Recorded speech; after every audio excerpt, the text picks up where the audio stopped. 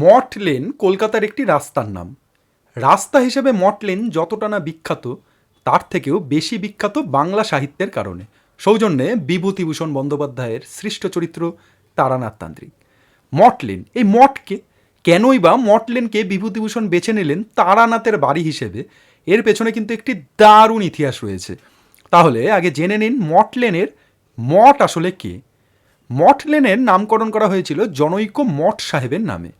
এই মঠ সাহেব ছিলেন রবার্ট ক্লাইভের আমলের এক ধনী ব্যবসায়ী। তাকে রবার্ট ক্লাইভ স্বাধীন ব্যবসার সনদও প্রদান করেন।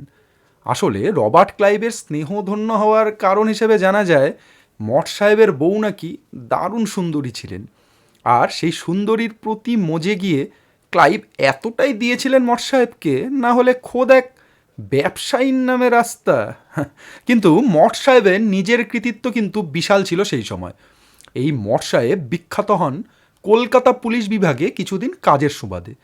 তার ছিল একটি বিশেষ বিষয়ে পারদর্শিতা। মজার বিষয় হলো কলকাতা পুলিশ সেই আমলে অলৌকিক ক্ষমতায় বিশ্বাসী হয়ে পড়ে।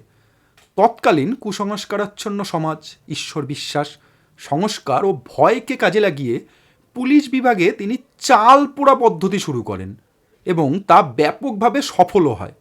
এই মঠ সাহেবের উদ্যোগে কলকাতা পুলিশে অপরাধী ধরার জন্য চাল পোড়া বিশেষজ্ঞদেরও রাখা হয়, যাদের পুলিশ দপ্তরে বলা হতো মুন্সি। আগেই বলেছি, এনার স্ত্রী অপরূপ সুন্দরী হবার কারণে ইংরেজ রাজপুরুষরা সবসময় মিসেস মঠকে মৌমাছির মতো ঘিরে রাখতেন। তাই এটা সত্যি একটা মাথা ব্যথার কারণ হয়ে উঠেছিল মিস্টার মঠের কাছে। শেষ জীবনে তিনি খুব অর্থে কষ্টে পড়েন এবং 1781 সালে দেনার দায়ে জেলও খাটতে হয়। 2 বছর পরে তিনি মুক্তি পান, কিন্তু ইতিমধ্যেই হেস্টিংসের পরিবারের সাথে মিসেস মড বিলেতে ফিরে গিয়েছেন। যতই মঠ সাহেবকে নিয়ে মর্মান্তিক একটা ইতিহাস থাক, তিনি কিন্তু আদতে বিখ্যাত হয়ে আছেন চাল পোড়া বিশেষজ্ঞতার কারণে। আর এই কানেকশনটাই বিভূতিভূষণ বন্দ্যোপাধ্যায় ব্যবহার করেছেন অলৌকিক ক্ষমতার অধিকারী তার সৃষ্ট তারানাথের বাড়ি হিসেবে। তাই অলৌকিকতার সঙ্গে নাম জড়িয়ে থাকা মঠ লেনকেই বেছে নেন বিভূতিভূষণ। 1940 সালে লেখা হলো তারানাথ তান্ত্রিককে নিয়ে 2টো গল্প।